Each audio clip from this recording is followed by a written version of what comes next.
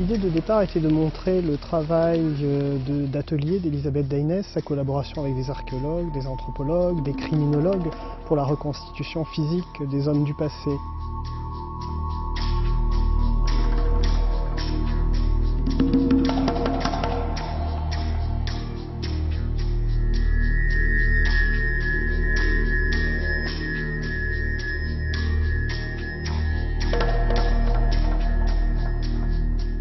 Alors l'idée que nous avons eue, c'était de lui passer la commande d'une reconstitution d'un homme du néolithique, issu des collections du département, pour documenter toutes ces étapes de travail et ces collaborations scientifiques.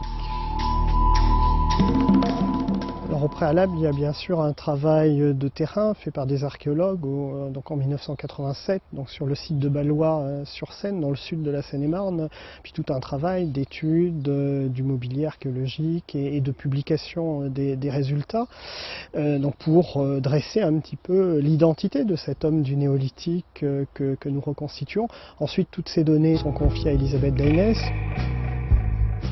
Le crâne et le squelette lui sont prêtés pour qu'elle en réalise des moulages, qu'elle prenne les mesures et débute alors un travail de collaboration avec un anthropologue spécialiste de médecine légale pour parvenir à la reconstitution physique de l'individu et à sa présentation en contexte dans le musée et dans l'exposition.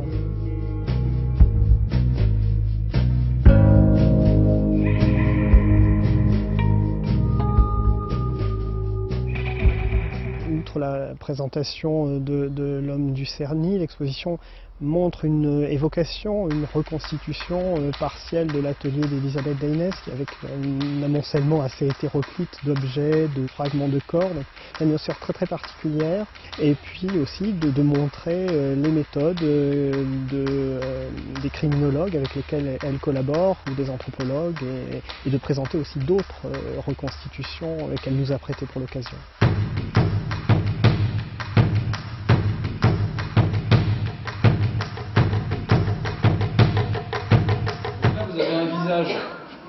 En argile, en terre. Dessous, vous avez un moulage de crâne. Et là, vous voyez les différentes étapes du travail avec l'argile.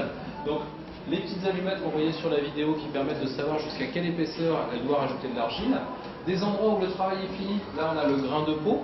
Des endroits au contraire où on voit encore les muscles, c'est-à-dire qu'à la façon d'un anatomiste, elle va reconstituer véritablement chaque muscle en argile, et puis des endroits où on voit au contraire de la graisse, et petits points que vous voyez ici, c'est la graisse qui est rajoutée pour donner justement, arriver à cette épaisseur de chair qui a été calculée par les scientifiques.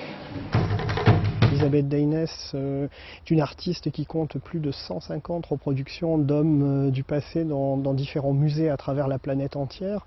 Nous avons voulu donc mettre ce travail en avant et également, par la reconstitution que nous lui avons commandée, garder une trace de ce travail et de cette exposition de façon pérenne dans le musée pour le public à l'avenir.